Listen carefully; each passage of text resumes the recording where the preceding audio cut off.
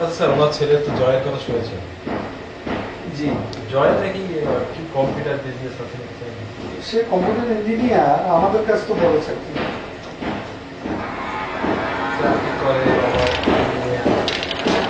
আমি স্যার এই জিনিসটা তাকে একটা সিমিলার মনে হচ্ছে। আমাদের কাছে তো বড় চাকরি। জয় বলছে চাকরি করে, আমার তো শুনেছি স্যার শেখ হাসিনা আমি কিন্তু মিটিং এ বক্তৃতা করেই বলে আমার ছেলেরা শিক্ষিত ছেলে মেয়েরা শিক্ষিত আছে, এটা সত্যি কথা না, সবাই লেখাপড়া, সবাই চাকরি করে খায়।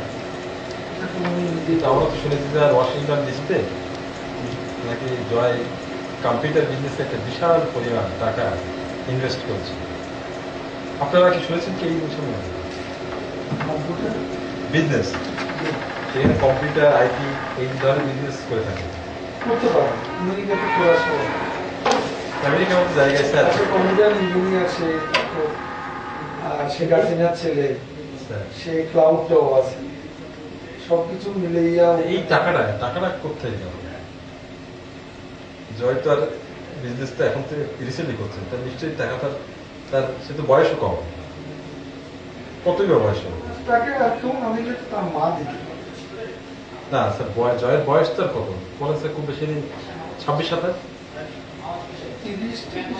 30 হবে। এই 30 বছরে সে এমন কি ওখানকার যে এত সে তার মিলিয়ন টাকা হয়ে গেল যে সে নিজেই ইনভেস্ট করতে পারবে।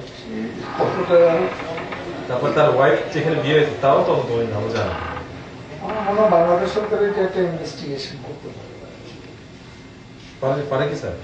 মনে হয় আপনাদের মনে কি কোনো সন্দেহ, আপনাদের নেতা যদি মনে হয় যে এত টাকা জয় করবে না কেন? এখন তারেক রহমানের সম্পদ যদি বিদেশে আমরা খুঁজি, স্যার, না তারেক রহমান এটা করছেন না স্যার। তারেক রহমান আলাদা জিনিস, সে তো টাকা, আমি জয়ের কথা বলছি স্যার। না, জয়ের ব্যাপারে আমি বলছি। না আপনি স্যার আরেকজনকে করা হয়েছে বলে তাকে করতে আমার কোনো কথা নেই স্যার, সে তো ইনোসেন্ট হতে পারে স্যার।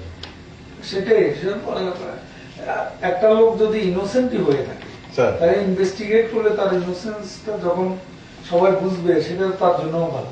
তা ঠিক স্যার।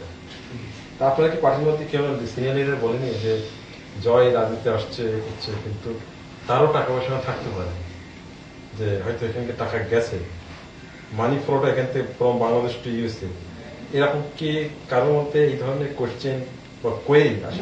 সিনিয়র লিডাররা কেউ কখনো ভয় বলেনি নাকি? কারণ মনে থাকলেও বলার সাহস নেই।